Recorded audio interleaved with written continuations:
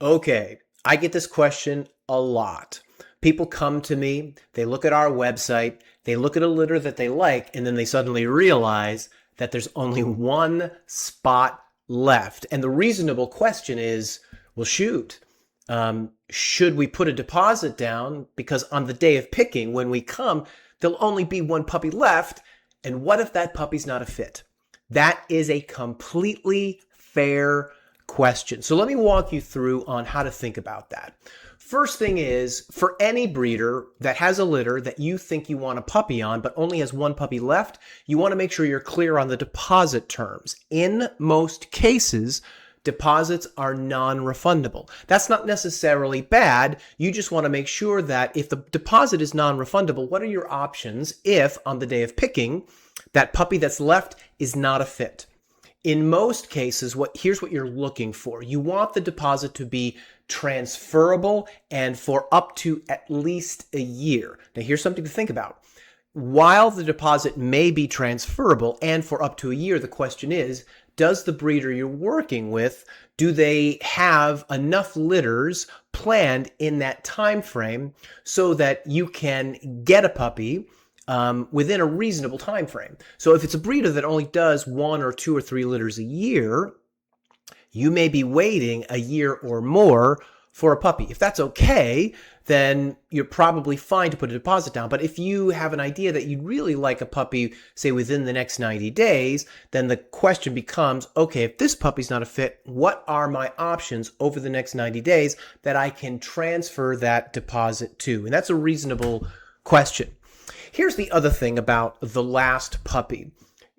You want to check and see what is the socialization approach for the litters in general for the particular breeder that you're speaking to. I'm going to tell you a little secret in my industry, and that is if a puppy is well socialized, if a puppy is well bred and well socialized, that puppy ought to be able to fit a broad spectrum of family situations.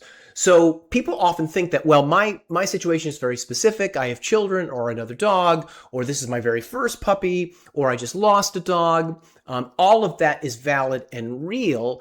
And what I can tell you is a well-socialized puppy ought to do fine in any of those situations. But that's only if the puppy's been well socialized. So you do want to go deep a little bit with the breeder you're thinking about using about how exactly is the puppy socialized, which really just comes back to having a conversation.